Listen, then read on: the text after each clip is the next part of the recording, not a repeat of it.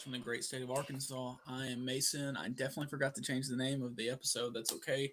This is the Conference Championship Week reaction show, um, and we're right here at it. I mean, we said it was going to be a crazy year, and this week is going to kind of epitomize that. Depending on what happens this week, you're going to have a lot of movement in this playoff coming up. I mean, we got a few for sure teams that are going to make it. I would say for sure Ohio State, Indiana, Oregon, Ole Miss, Texas Georgia, A&M. Texas A&M are all pretty much guaranteed in. Um, I would even put Texas Tech in there. I think with a loss to BYU, Texas Tech is still in. But then after that, I mean, we have like 10 teams that can make it. Yeah.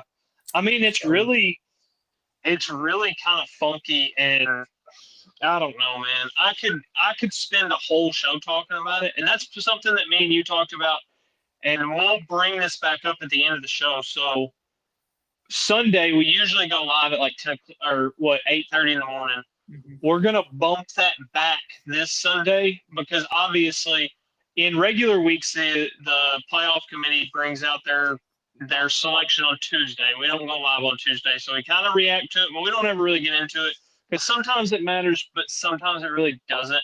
Now we're getting to the point where this is the final thing. So instead of going live at 10 or 8 o'clock and us kind of talking about something that we think should happen or shouldn't happen, we're just going to go live right after it comes on, or we might go live when it comes through. Probably just wait until right after it goes through, and it'll kind of give us a reason to talk about it instead of being like, well, Oregon, we think they should get in, and it ends up they get left out or whatever. Right. They're not going to, but I just wanted to But bring that up. but yeah, we got a lot to talk about today, and we got a lot of great matchups. As far as loaded Yeah, weeks, this is a loaded week. We have a lot of games with a lot of implications. We got a lot of games that I mean they mean a lot. And we're gonna start off on Friday. Friday at 6 p.m. And you might not think that this game has any implications whenever I say who these two teams are, but depending on other games, James Madison and Troy could be I mean, if James Madison wins that game, that's a playoff team. yeah, Wow, yeah. Brandon Aubrey just smashed some guy from the line. Sorry, that had me distracted. And so I mean, yes, James Madison's favored by 23 and a half. James Madison's gonna win. I mean, it would take somewhat of a miracle for Troy to win that game, but um, that's a game to watch if you really want to watch a team that could be in the playoffs. Leading in maybe your little appetizer into Saturday. That's a game I feel like you need to watch. Um, Yeah, for sure. there's really And nothing to talk about in that game, but fun fact, Billy Napier just took that job too. yeah, yep, he did. I mean, I Um, know we're not like getting into coaching, but I mean, that's what's wild, and that's what like a lot of people are talking about right now is like how much the calendar needs to change because right now, I mhm, mean, you have what, three of the top six teams that just lost their offensive coordinator at least. One of them mhm, lost their head coach. One of them lost their offensive coordinator and their defensive coordinator. And that's just in the top five. And then you have schools, that trickle down, and it's wild right now. I'm kind of excited about that James Madison Troy game. The one that I'm more excited about, I think, is the North Texas Tulane game. Because like if Troy wins, Troy's not getting in. mhm. But North Texas could get in if they win, or Tulane could get in if they win. They're both ranked, and we'll talk about it a little later. If you want complete carnage in college football this weekend, there's a game coming on Saturday night that you want one specific team to win, and all hell could break loose. I mean, it's going to make it crazy, and we might have two G5 teams get in, which me and you disagree that we should even get one in, but having two in is like, whatever. They're going to do what Yeah, they're going to do. And there's going to be a lot of teams out there that get pissed off about those schools getting in. And it's like, kind of back to what I say all across the board. Like, just win your games and you're in. Like, don't complain about it. Don't gripe about it. Don't act like Like I've seen Texas already said if they don't get in, they're canceling the game next year with Ohio State. It's like Well, Sarkisian said that they're gonna honor it no matter what. I hope they do because I think if they do that, it's just going to send kind of a tidal wave downhill of like other teams that do the same thing. But I mean, I hope it doesn't get to that point. I feel like that's really what's the best way to say it? Wussy energy, I guess you could say. Like if you're going to be the best, you're eventually going to have to play in Ohio State or Texas or Oklahoma or Michigan or Alabama or somebody like that. So what does it matter if you play them at the beginning of the season? Just don't lose two more games. Like it's not that hard.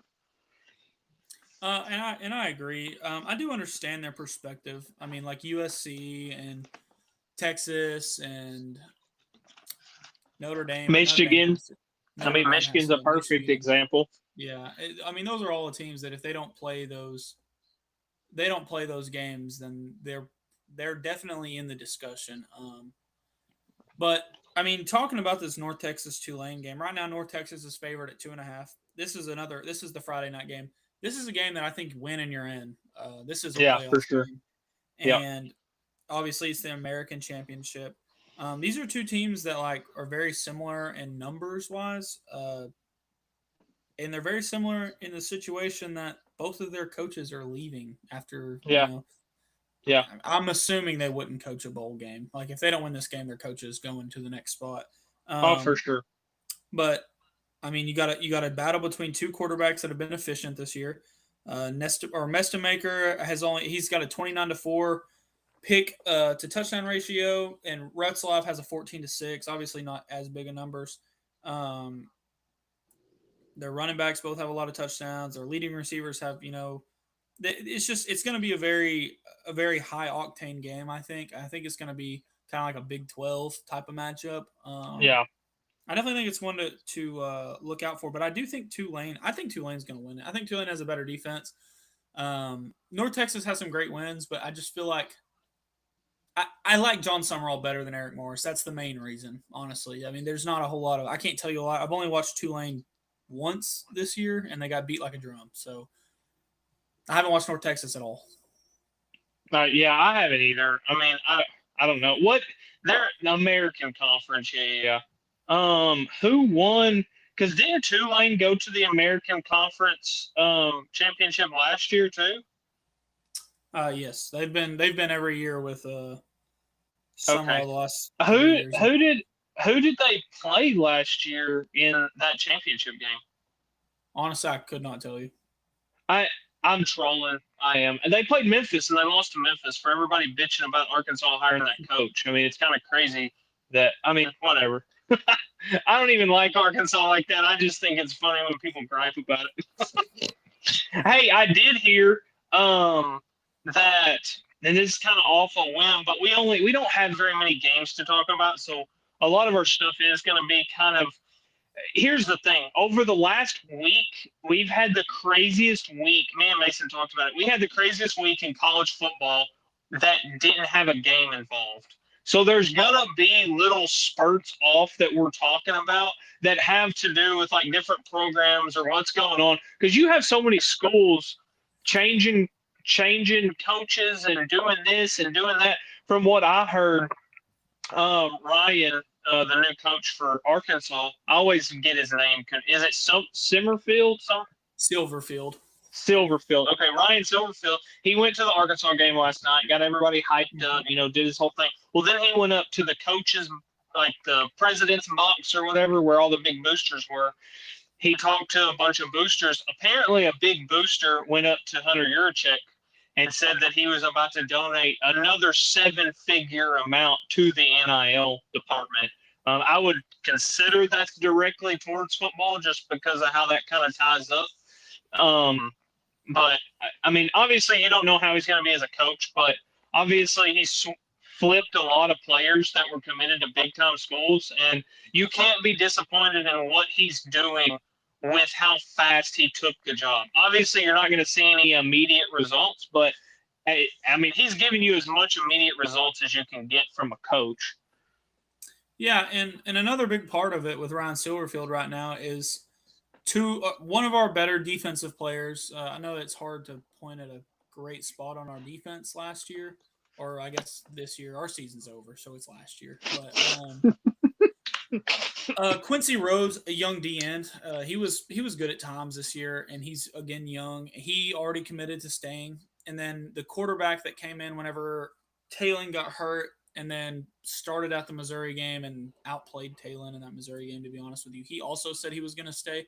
That's a problem Arkansas has had the last 2-3 years. Is we've had a mass exodus of players. Now you can look at like Texas Tech and LSU and Ole Miss, and you can talk about how they had these huge transfer portal classes come in. But a big difference in that is they also retained a large part of their rosters. Arkansas was the opposite. I mean, like not the Yeah. opposite. We would have huge classes come in, but we wouldn't have anyone there next year besides a few pieces. And it's hard to win games consistently. It's hard to build anything if you have no continuity, if you have no Yeah. carryover from a team that might have won 6 games. If you don't bring back that team, they don't have any. I mean, yeah, they only won 6 games a year before. You're supposed to improve every year. What you probably can't replicate that if you don't bring in the similar players at least. And it's hard to get guys sold on a summer and spring.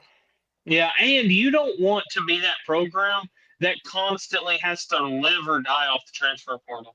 Because, I mean, look at Florida State. They did it. Look at, I mean, LSU. LSU did it. I mean, I hate to say it, and I know they didn't have a bad season, but they had a bad season compared to what everybody thought they were going to be. I mean, look at Texas. They spent like 30-something million on in the transfer portal, and they're 9-3, and they're going to miss the playoffs. So it's like, you have to keep players, even if it's second string guys, you have to keep players that are going to push for that starting spot, or at least keep that culture strong in your program. We kind of went off on a tangent. The next game that is, I mean, all these games are big, but I feel like there's going to be certain games that have more effect on the whole 12-seed playoff. Like Ohio State, Indiana, watch-wise, going to be the biggest game of the weekend. It's something that hasn't happened too many times in history, but it doesn't really matter. Because if Indiana loses, they're going to get knocked down to 4. If Ohio State loses, they're going to get knocked down to 3. Like, that doesn't really have an effect on the whole bracket as itself. This game in BYU and Texas Tech, that could have immediate implications on the whole bracket. That could hold one team out or put 2 teams in, or, however you want to look at it. I personally think Texas Tech is going to beat them. It is hard to beat a team twice. I think they kind of handled BYU pretty. Yeah, I mean, they beat them 29-7. Now, if you watch that game, it was not close. Yeah, it was not close. No, I'm not going to say BYU can win, but I do think that it might be a little bit closer than people think. I don't know, though, because Texas Tech is kind of like a weird school right now. Like, they dominate the line of scrimmage. They dominate the run game. They have a good defensive line. Linebackers are off the charts. Like, they're tough, but, I mean, this is another playoff game, especially for BYU. I'm going to pick Texas Tech in this game, but I'm not going to put a bet in on it. I'm not going to bet that game. It's hard for me to if let's say Georgia and Alabama, they already played once. It's easier for me to see a close margin flip. Yeah. It's way easier. Yeah. It's so hard for me to see a big margin tighten up like that. And because you're telling me BYU's 22 points better? No. I don't think so. And it's not to say that BYU – I don't think BYU – I think BYU's kind of overrated anyways, honestly. Yeah. I don't think they beat anyone. Yeah, I mean – The only thing that worries me about it being kind of a wider spread margin is Texas Tech hasn't really dealt with much adversity. They lost that one game, but they had their backup quarterback. Mm-hmm. So with it being a far enough spread, are they going to come in kind of cocky and arrogant and think, hey, we already beat this team like 4 weeks ago. Like, we're good. We don't really have to fix anything. Just go in and play our game. And then BYU, I mean, here's the thing. If BYU loses, they're out. If they win, they're in. So the thing is when you get into that second half, if BYU has it close, I think they're going to pull out every stop in the book to try to win that game. Yeah. Now, I'm not saying they're going to win, but I could see it being closer than it was. I could see it being like a 35-28 game. Right. Maybe lower scoring, obviously. I'm not seeing a spread on that one. Let me see if I can find it. I'm trying to I think look it's at it just to see. I think it's a pretty good spread. I mean, I could be wrong, but I thought it was like 6.5 or 7. 12.5. That's pretty 12 and a big half, for a conference championship. But yeah, honestly, it is. I think Texas Tech covers. I don't see BYU hanging with them. I could see it either way, honestly. Yeah. I mean, I'm going to pick Texas Tech regardless, but yeah, I think Texas Tech wins that one good. But I mean,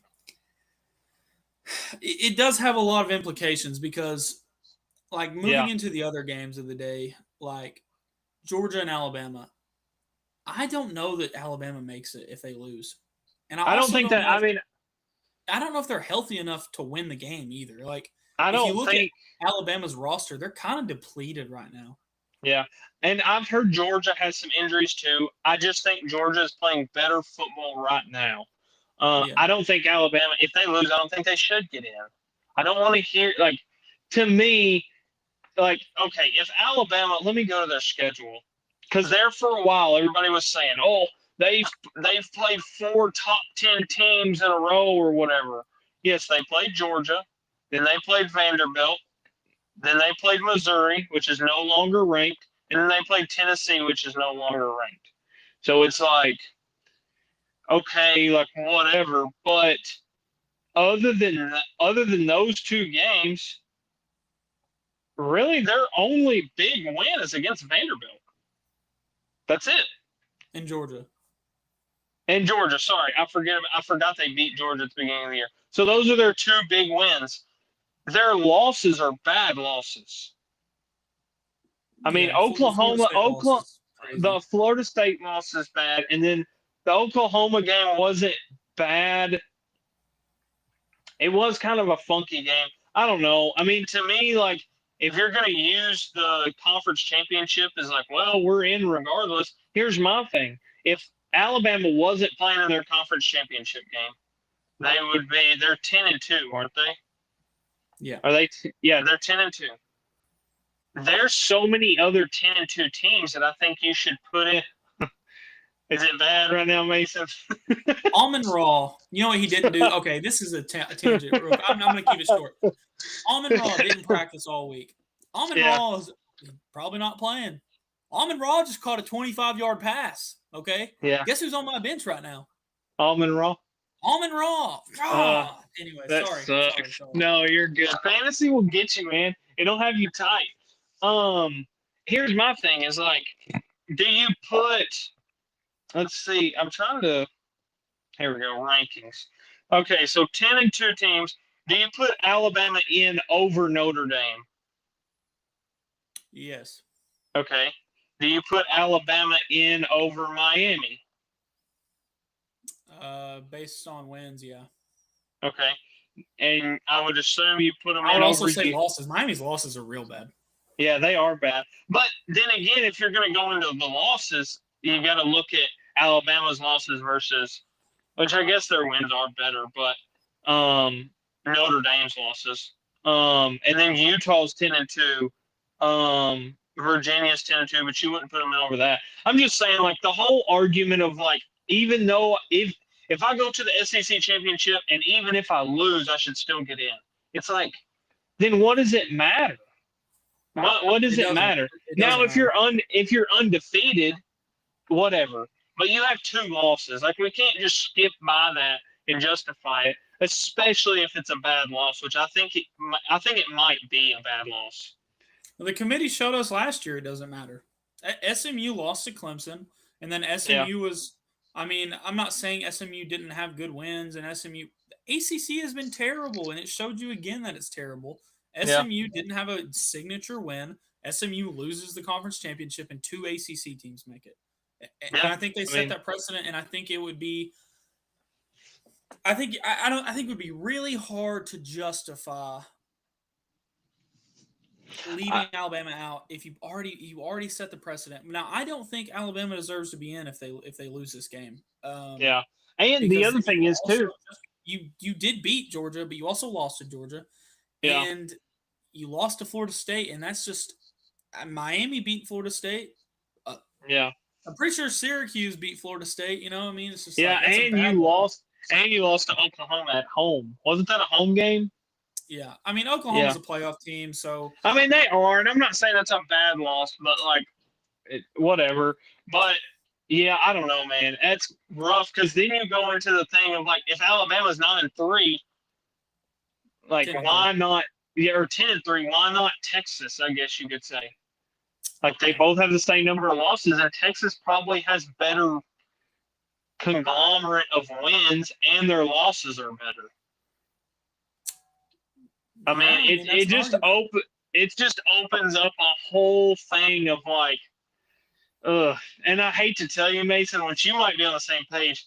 I'm honestly ready because I never wish. Okay, that's not true. I do wish on it sometimes, and that's horrible for me to say. Every once in a while, like a slight margin, I wish on Arkansas's like not downfall, but like I just sometimes I like listening to people complain when the complaining isn't like logical, when they just complain for no reason. The thing that I want to hear is if something like this happens, especially in the next game, BYU wins and then Alabama loses and like some other things kind of happen to where it makes it to where like you got to make decisions. I'm so ready for Hunter Yurichek to have to explain it.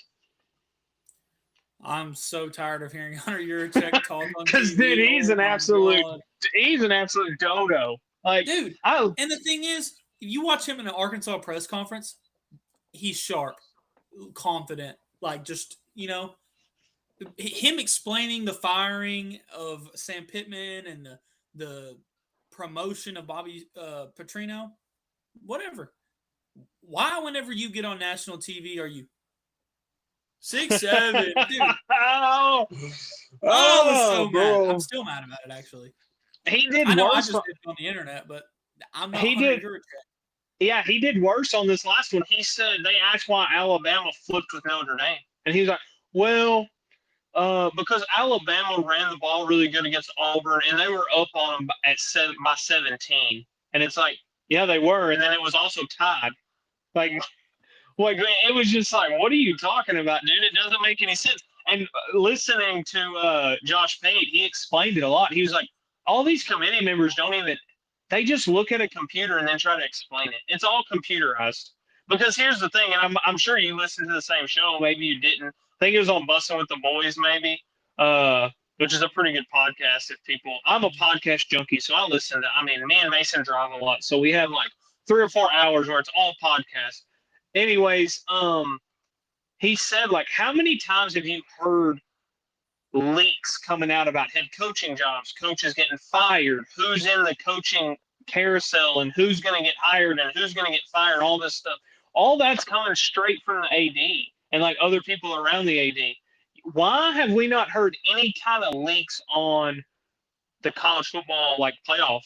Nothing. You don't Because they're hear not nothing. doing anything. No, because they don't know anything about the sport. They don't know anything. Hey, Oh. another fun fact that I'll tell you too. I heard this. So all the big time head coaches in college football have the same agent. Have you heard this or no? Mm-mm. Okay, so they all have the same agent, which is Jimmy Sexton. Apparently, Jimmy Sexton is really pissed off at Penn State for doing what they did to James Franklin because they kind of lost him money too. And he's pretty much sabotaging that job and not pretty much getting it to where people won't take that job. From what I've heard, I don't know if that's true. I wish somebody would beat his ass. I hate Jimmy Sexton. Yeah, that's petty. Like you're taking And I away hate the CAA. It's a monopoly, is what it is, and he's able to control so much. And I don't just understand based how on that's his legal. stuff. It shouldn't be. How are you able to? I mean, how are you able to represent the entire sport? Yeah, I don't understand it because he represents players, coaches, like a bunch of, like, dude's a multi-billionaire probably. I mean, I wouldn't doubt it. I don't, He I has don't, to be.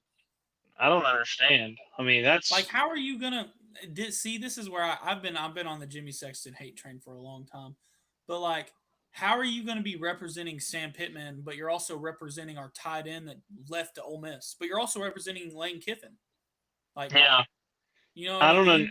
yeah, I don't understand like how that all works, and you can't tell me he's not helping with transfer portal because that just He's gives got him to. money too. Like I don't understand like how do you even have time to do all that? I don't know, and that's something with the committee that I was going to bring up is like Hunter Yurichek's been knee deep in a coaching search for Hmm. 7 weeks, 8 weeks. Yeah, Like, yeah, there's no way he's had time to watch every game. There's no way I don't have time no, to watch every game, and I no, don't do anything on Saturdays ever. no, Saturdays are for college football, and I don't have time to watch every game. There's no way Hunter Yurichek does, and I don't understand why we have a committee of ads. Why is that the committee? no, no, because you can't sit here and tell me. You cannot tell me you're not going to at least close your eyes one time for like 30 minutes during the BYU Texas Tech game. You're going to, bro. You eat, you come off freaking halftime, and you're probably closing your eyes for, I don't know, 10 to 20 minutes of the third quarter. Guaranteed. And that's one game on conference championship, biggest game of the year. You're definitely going to at least fall asleep, especially if you've had 3 beers. If I'm not sleeping during that game, I'm sleeping during the 2:30 game, without a doubt. Exactly. It's guaranteed. Y'all came over to my house. Freaking one of our buddies slept through a whole game. Yeah, yeah, he did, Big and it game was too. and it was the most interesting game of the day. Exactly. So it's like you can't sit here and tell me you're going through a coaching search. You got basketball going on. You're trying to deal with boosters. You're doing all these things, but you have enough time to also be a committee member and come up with funny jokes. And I think okay, and I hate it for him really because I know that he's just the scapegoat and that he's the media personality. If you got every single one of those people in front of Oh, a camera, 1,000%. they would do the Thousand same percent. thing. But it's so frustrating. Like we have enough going on. We have enough problems. We have Yeah. I mean, just basketball alone. We're playing the hardest schedule in the country. Like I got to live Yeah. through that every weekend or every Wednesday or whatever. I And thought then y'all were going our to choke it football away team, last night. yeah, I did. And then our football team loses 10 in a row. It's like, dude, Hunter Yeah. Yurichek, shut up. I don't ever want to hear you make a joke ever again. He literally could have just been like, well, we voted on it and we thought Alabama was better than Notre Dame. Exactly. I mean, come Like, on, dude. yeah, I It's don't know, man. ridiculous. He sounds like Joe Biden when he talks up there. I think it's comical just because it's like, dude, you're an idiot. Yeah. And it's like, I don't know, man. It's cringy, but it's like so stupid. I laughed. I'll give him that. I laughed in How the most. far how far are we away from like getting like a Josh Pate like commissioner? We need a commissioner bad. Yeah, and And we, there we are need the takes that TV deals to chill out. yeah, there are takes that he has that are bad, but like who wouldn't? Like personally, I personally think like I don't know, man. Like the whole Miami Notre Dame thing is like what's in shambles right now, and like it's tough because Miami has the head-to-head win, but Notre Dame is a better football team as of right now. And it's like, And I what are you agree. gonna And do? that's the crappy thing about head to head. And I'm not saying head to head's bad because head to head's a great metric. That's the best metric you could possibly have. Yeah, But I mean, it's hard to say because yes, Miami does look worse than them now, but yeah. You had to head they to beat head. them. They Yeah, beat them, so yeah, that's hard to say. And I just think as far as for the future of college football, committees and vying for power and like everything that we have going on right now could be solved with an actual ruling power, not because right yeah, now it's ESPN and Fox. They're ruling everything. Whether it's 1,000%. you think it's Greg Sankey, I don't even know the Big Ten's commissioner. I have no idea what his name is, Yeah, I or don't remember. the Big 12's commit. It's none of them. It is ESPN and Fox. And the A thousand craziest thing percent. is, they're owned by the same person. Disney owns both ESPN Yeah. and Fox. What are we doing? Yeah, But it doesn't make any sense to me. I mean, I don't get it. Even with the like, and this is what people have to understand and like step out of, because we're about to talk about this game. Like ESPN, I know they're tied to the SEC, and I totally get that. But I feel like they have an obligation of college football game day goes to the best game of the weekend. mm-hmm. Why the hell are they going to Georgia, Alabama? They've already been to that game. Like they literally already went to the exact same game. It's like it doesn't make sense to me. The only thing I can think of is Big Noon's going to be in Indianapolis. That's the only thing. I mean, I get that, but they've done it before. I mean, they were both at Texas, Ohio State. Like that when I heard that, it blew my mind. Like I get maybe because literally they just did an Ohio State game last week, but it's like, sorry, when you're the number one team in the country, like things like that happen. You're supposed to go to the best game. The best game last week that everybody was looking forward to was the game. And then this week you have 1 versus 2. Like, and I'll get into that later, what that game is, the magnification of that game and like how certain things haven't been done in so long. But like Alabama versus Georgia, if Alabama was healthy and this game was earlier, 3 weeks ago, I would say, yeah, man, I think Alabama's got it maybe by more than what they had it the first time. As of late, I think Georgia's kind of coming into their own the right way. I don't think Alabama's healthy, and I just don't think that their passing attack is exactly what it used to be.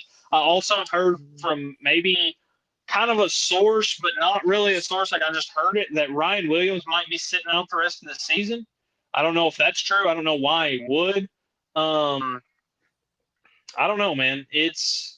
It's kind of a wild thing, but I think Georgia's going to beat them, and I think it's going to be handedly. I think if Georgia beats them by 14 points, I think there's no question Alabama should not be in. Well, and if you've watched Alabama recently, and by recently I mean since the Oklahoma game, probably, it's painful to watch their offense. They don't move the ball well. Every first down looks like it's like the biggest thing to try to accomplish. Their defense is playing well, honestly. Their defense is playing fine, but like their offense is kind of what they've predicated themselves on all year. And Ty Simpson and I think Ty Simpson's playing great. I just don't think it matters. They don't have the dogs to go make plays, and it's shown. And I think for the same reason, I'm going to pick Georgia. I think Gunnar Stockton's improved. Their offense, it's not electric by any means, but what Georgia offense under Kirby Smart has been electric. I just think they do enough they control every game. They control every single game. And it starts up front and it ends up front every week. I mean, I thought the Georgia Tech game would be a good matchup because Georgia Tech and Georgia kind of similarly, they just try to control the game. And they dominated Georgia Tech, and maybe not on the scoreboard, but in every other way, they dominated Georgia Tech. And I think they do the same thing to Alabama. Yeah, I got to pick Georgia in this one. Is this now, Mason? I might be looking at this wrong. So there's 6 games on this weekend. Mm-hmm. Is this the 5th most exciting game that's on? I mean, is that like completely outlandish, or is that something that like you could be like, okay, I see why you think that? No, yeah, I definitely see why you think that. As far as implications, because I think if Georgia beats them by 40, okay. Yeah. If Georgia beats them by 21 and be close, if it's like 14-7, I think Alabama's in no matter what. And I think it depends on how it looks too. Yeah. Like you were saying, already set this precedent. I think no matter what, we're seeing Alabama in the playoff, and I agree. I agree, and I hate that too, especially with this situation with those two teams. Because to me, the most exciting game of the weekend, because this is the game that's going to cause the most turmoil, to me, is the next game. We're not going to. We can go ahead and get into it, but the most exciting game is going to be Duke versus Virginia. Second most exciting game is probably BYU Texas Tech. Third most exciting is North Texas Tulane. And then the fourth and fifth most exciting is the Big Ten championship game and then the SEC championship game. Imagine saying that at the beginning of the season. Imagine saying you're going to get a 1 versus 2 matchup, and obviously we're all looking forward to seeing it, and I think a lot of people are looking forward to see if Ohio State gets tested. But, yeah, for sure. But I mean, as far as implications, it has none. No, there's none. Duke and Virginia is the game. If you want complete carnage, you want Duke to win that game. No questions asked.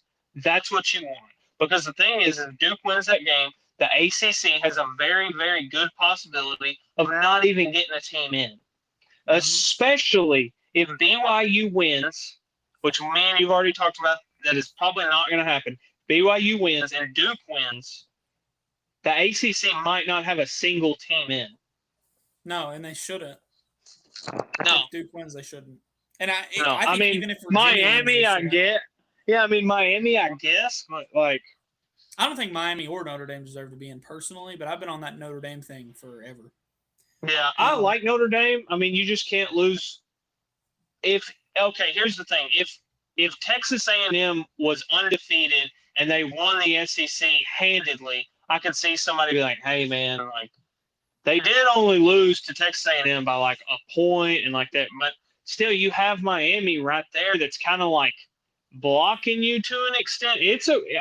Like we said, it's really weird right now. We talked about it at the beginning of the season about how this season feels and could end up being a lot like 2007, and it is with a modern day twist on it. And I mean, and looking at this conference championship game in the ACC, I know we all want chaos. This game's already happened, and it happened in Duke. It happened, I think they play in Raleigh. Virginia handled them. Virginia killed them. Look at the stats here, Chandler Morris, who I think is a really fun quarterback. I thought I had it pulled up. Chandler Morris went 23 of 35 for 316. The only reason the game was even 34-17 is because he threw 2 picks. Duke has lost to Illinois.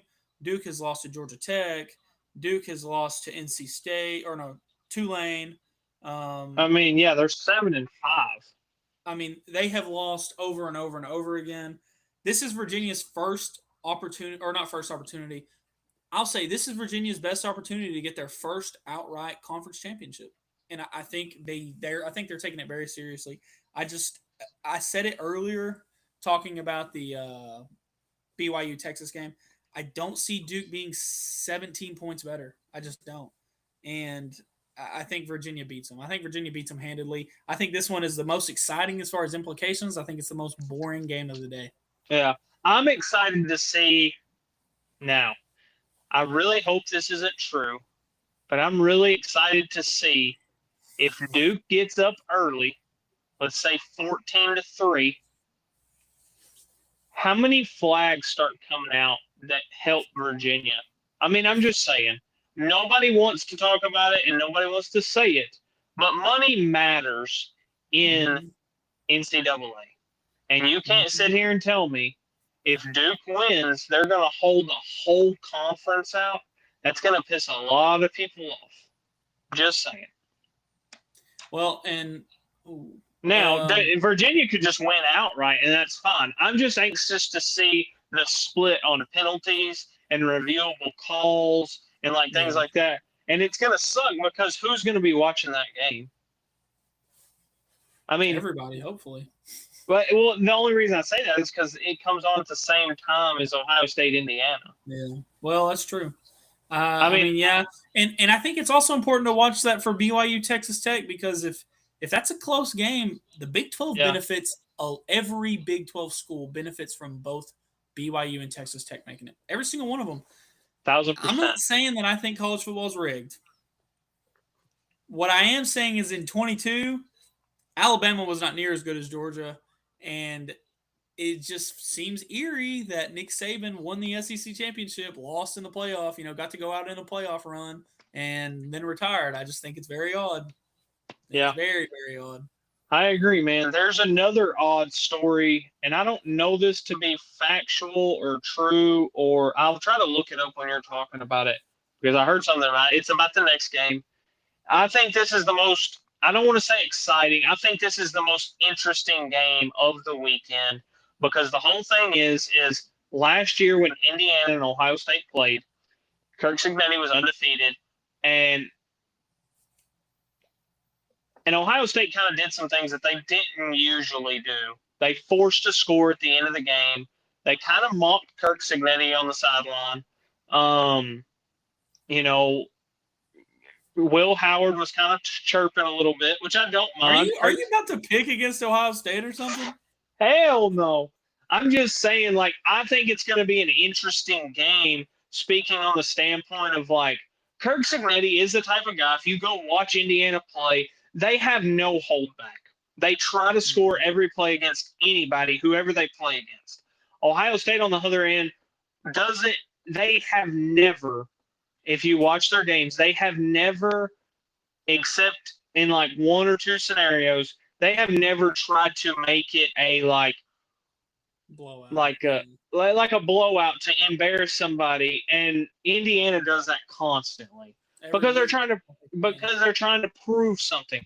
Do you think Ohio State could have scored 3 more times on Michigan? 1,000% they could have. Do you think they could have scored 3 more times on pretty much everybody they played all year, maybe besides Texas? 1,000% they could have, but they didn't. They just played their game. They got people on and off the field safely. Blah, blah, blah. Indiana doesn't do that. And I think this is a big thing because Ohio State wants to get out of this game. Obviously, they do want to win. I'm not going to say they don't. They want to get out of this game injury-free and move on, go on to the playoffs, win the Big Ten championship. I feel like Indiana and Kirk Cignetti want to prove something. Ohio State has nothing else to prove. But I am anxious to see. They want to win the Big Ten. I'm not going to sit here and act like they're going to treat this as a bye week. I'm anxious to see how much they do get tested because last year Indiana was a good team, but they weren't anywhere close to what they are now. I'm anxious to see because this is my whole thing. If Indiana doesn't test Ohio State, I don't think there's anybody else in the country that can test Ohio State.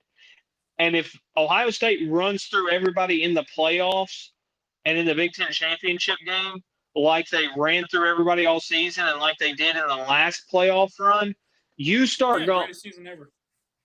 That's what I mean. You have to start questioning 2025 Ohio State versus 2019 LSU. Who do you have? And that's a debate that you're going to have forever. But they have games that they still have to win because they can get all the way to the national championship and lose, and that whole conversation is washed down the drain. I'm anxious to see if Ohio State is really like that because everybody knew 2019 LSU was like that. And even if they had semi-close games, they always pulled away at the end, like against Alabama and Georgia and Clemson and all that. I'm anxious to see. And last year when Ohio State played Indiana, it was close all the way up until the third quarter. This is the first time since 2009 that we had a 1 versus 2 matchup and a 1 versus 2 matchup in the Heisman running, which was Florida, Alabama, 2009. You had Tebow and Mark Ingram. Tebow threw an interception late in the game, I think, a corner route to the infamous man himself, Aaron Hernandez, and Mark Ingram ended up winning the Heisman. You think if Tim Tebow completes that pass, who knows where we would be at. So I think whoever wins this game, and as long as the quarterback has a decent game, I don't even think they have to go crazy. If Julian Sand has the exact same stats like he did last week, maybe minus the interception, he could even have the interception. 3 touchdowns for 250 for 78% completion percentage. I think he wins the Heisman. Do I think he should? I mean, I don't know, man. Like, I'm not gonna. It's just crazy how far the Heisman's fallen. Like, I mean, but who do you give it to at this point? Like, I think it's because I think the season is different. Like, it's. I I'm not saying that I'm not saying that that's like not based in reality and that he wouldn't deserve it, but like if you compare Julian Sand to like I'm just talking about his season, not his ability, not his talent, Yeah, not for his sure. I completely you agree. know what I'm saying? If you compare it to like a bunch of other Heisman's, it's not a very good comparison. And No, it's not. this, This year is extremely down. I would agree. I don't think. I mean, I don't think there is anybody. I mean, like Julian Sands, 18th in the country with 3,000 total yards. Diego Pavia is 12th in the country with 3,100 yards. Um, Funny for how bad this team, quote unquote, was. Number 14 is Rutgers quarterback. Um, where is Indiana? Where's he at? Oh, he's Fernando Mendoza's 37th with 2,700 yards with a 72% completion rate. The thing that's crazy about Julian Sand when I say like, yeah, okay, now it is wild because Joe Burrow threw for like 2,000 more yards and like double the touchdowns pretty much because Julian Sand only has 30 touchdowns and 5 interceptions. Um, the thing that makes him so crazy is he is leading the country and is and is leading all of college football of all time with passer completion percentage. yeah, it's been a very efficient year for him for sure. Yeah, the One of the more only like the only person that I could say would be like, okay, I wouldn't mind him winning this year, and it's really on nobody's radar, is the linebacker from Texas Tech. yeah, Like, I mean yeah he's had a very good year. I mean, honestly, but I don't know. I mean, I don't really care if he wins it. If you're going off of like who changes their program the most, you definitely got to go with Diego. I don't mind Diego Pavia winning it. I don't mind Julian Sand winning it. I don't mind Fernando Mendoza winning it. I think those are the three clear cut. Honestly, though, if you want to be honest, I mean, Jeremiah Love's got to be up there. Like, dude's an Has to be. absolute. I mean, like, honestly, like, he should probably be the one that wins it. Like, Yeah, dude's I a freak agree. show. But the thing is, too, is then you turn around and you look. I know it's a different conference. I get that. But Ashton Genty had like double the yards he had at this point in the season. I know you hate Yeah, that take, you know how Mason, I but I'm feel about being, him. yeah, I know. But I'm being honest, though. Like, we're talking about like college and who, not like, I don't know. Like, I just, I think, like, I don't even care if they say, hey, we're not giving the Heisman away this year. That's really my whole point with this is like, who cares about the Heisman? Yeah. I mean, Nobody, last year it really. seemed like everyone cared, and like Yeah. I don't know, it's just it's crazy to be like, who cares who wins it? Because whenever I was younger, it was like it was just such a big conversation all the time. Like Marcus Yeah. Mariota, Jameis Winston, Cam Newton, it's like these guys could win the Heisman. And then, whenever your favorite team had a really good player, that was like on the national media, it was like, oh my gosh, could he actually win the Heisman? Even if Yeah. like you were a Baylor fan, RG3 winning the Heisman, they went 8-4. And that's a memorable season, you know?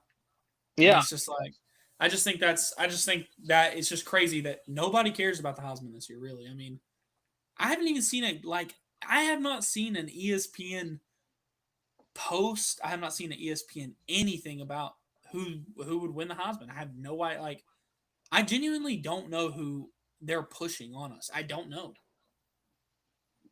They're not really pushing anybody, honestly. As soon as somebody got movement, like they had a bad game. Like Julian Sand was starting to get movement. He had like two or three 300-yard games with 3 or 4 touchdowns, going kind of crazy. And then Jeremiah Smith and Carnell Tate got hurt, and he threw for like 160 yards. And it's like, okay, well, he's out. And then you start going down the list, and it's like, and then it happens every time. Like Fernando Mendoza, oh, he had the Heisman moment during Penn State. Yeah, because he threw 2 picks in the first half and then had to lead a game-winning drive. And the final touchdown pass was because his receiver made a crazy catch, not because he made something crazy. Anyways, like that's where I think we are. Like every time they start kind of giving somebody momentum, they crash and burn. Yeah, I think I honestly think it should be popular. But let's talk about this Indiana Ohio State game. What For does sure. Ohio State or not Ohio State? What does Indiana have to do to win? Um, I think they have to figure out how to move the ball, Mm-hmm. and I think they have to figure out how to score fast. And I say that because Ohio State is extremely good, especially as of late. And I know they played really bad rushing defenses, but then they came in and rushed really good against Michigan.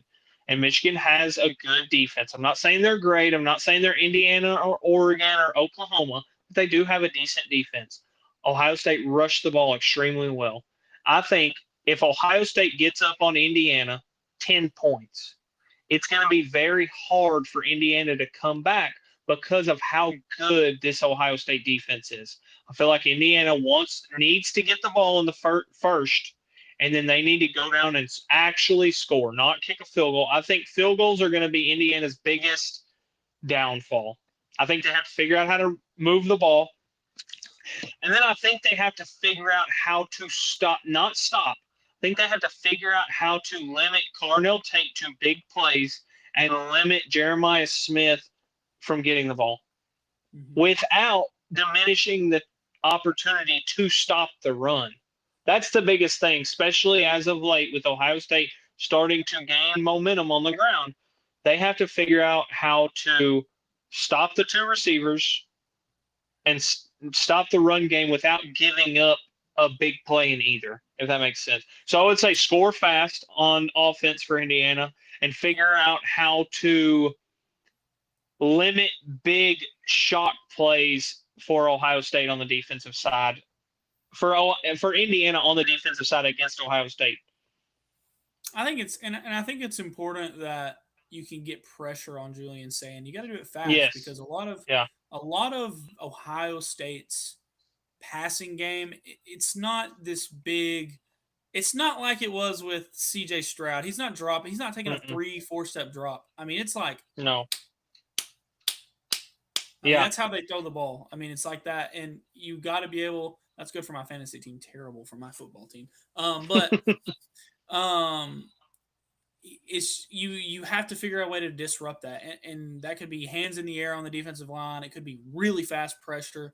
I find it hard to believe if they're going to be able to just get pressure on Ohio State. I think the best defense that no one talks about is Texas. I think Texas's front seven's really impressive, and I thought they've been impressive all year. Even in games they lost, they were impressive.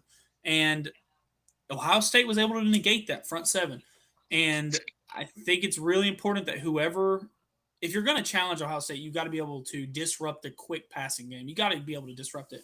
And I think that's the biggest key to watch. I think Indiana will be able to move the ball. You have to score in the red zone. That's what killed Michigan in the first half. And then in the second half, they just didn't move the ball at all. I think it's very important to score touchdowns and limit that quick passing game. And that gives you the best chance to win, but they still might lose even if both of those things happen. Okay. I think it's a really tall task. I think it is extremely tall task, and the only reason I say that is this. If Ohio State continues to do what they do, they will have the best defense of all time. If you go back and look at best defenses, 2011 Alabama. 2011 Alabama gave up, because I have it pulled up. The only one I can't find is the 2021 Georgia, but they gave up more points per game by just a little bit. So 2011 Alabama gave up 8.2 points per game, but they gave up less yards. So Ohio State is giving up 7.8 or 7.9 points per game, and they're giving up 212 yards per game. The 2011 Alabama defense was giving up 183 yards per game and 8.2 points per game. So what I'm saying is, like, this is the last time a team has done what Ohio State is doing with allowing that many points per game or fewer is I want to say the 19. What was it? The 19. I think it was the 1970 something. Uh, like Florida State gave up the same amount of points. Uh, um, like this, that historically and yards wise and points wise, this is a better defense than the 2001 Miami Hurricanes. And I feel like it's not really getting looked at like that. Like people know that they have a good defense, but it's not compared to like when Georgia was doing their defensive run in 2021. It was like the talk of the town. Everybody was like, "Yeah, I don't even know if you can score." You know what I mean? Um, but this defense is historically great. And I think Indiana is the best team in the country to match up against Ohio State in this defense. Um, like they gave up some yards against Michigan in the first half. They gave up like 23 yards in the second half. Michigan had -1 yards in the fourth quarter. And like that game was handled in the fourth quarter. It was 27-9.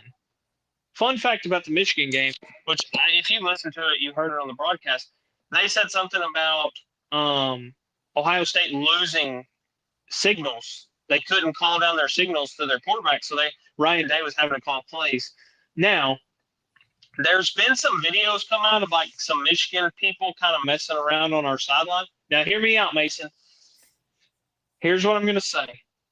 Now, I don't know this to be completely true, but Ryan Day's kind of getting some inklings that he knew that something was going to come down the pipeline like this. And what other program would you say would do something like this? There's probably not one besides Michigan.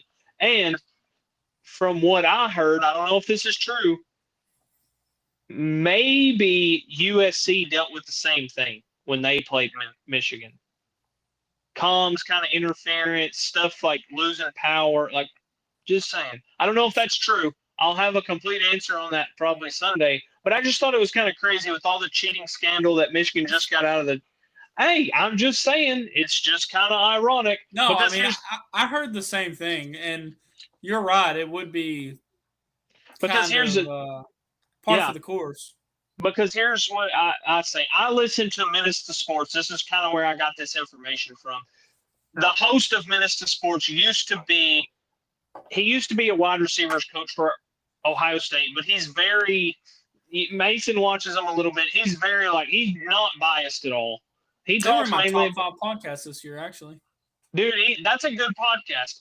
Anyways, what I'm going to say, he used to be on comms because he was a wide receivers coach. He coached in over 200 games. He never had any kind of mishap with communications going out. Not one single time.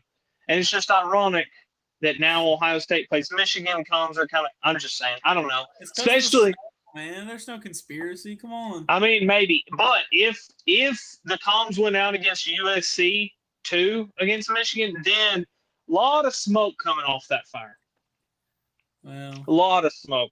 But yeah, I think what Ohio State has to do is just keep doing what they're doing. Mm-hmm. Take the big shots when they're there. Keep Julian staying safe. Always give him an outlet. And defense, just do what you do. And I think I'm picking Ohio State. I'm picking Ohio State to win and cover. I don't know. I don't even know what the spread is right now. It's 4.5, I think. Maybe it went down to 4. Yeah, I could see them covering. I don't know. I feel like I don't know enough about either team. I'm not saying that to say that I haven't watched either team, but I think we know more about Indiana. Yeah. Because they beat some big teams. They beat Oregon at Oregon. Yeah, I would say so too. I think it's hard to judge Ohio State. Yeah. Obviously, after this playoff run, we'll know. I mean, and it's easy to say you'll know a team after the season's over, but that's the only way I feel like we will know about Ohio State. Really, is because they haven't had I don't know. They just didn't play a marquee game until Michigan, really, and then they played one week 1. What do you know about a team week 1? Nothing. I would say the next big game that they play would probably be Washington. I like Washington. I know they're not ranked, but they are an 8-4 football team. Like they're not a Yeah. bad team. I'm not going to say that they're just some god sent to college football, but they're a good team. It was at Washington. Ohio State gave them their first loss in like 2 years at home. Like that was a big time road game for that team. But I would agree. I just think Ohio State has done what they are supposed to do. I can't come out and say that I think they're the greatest football team of all time because you could lose this week and that automatically takes that away. If you're going to be in contention with the greatest football team of all time, you have to be undefeated.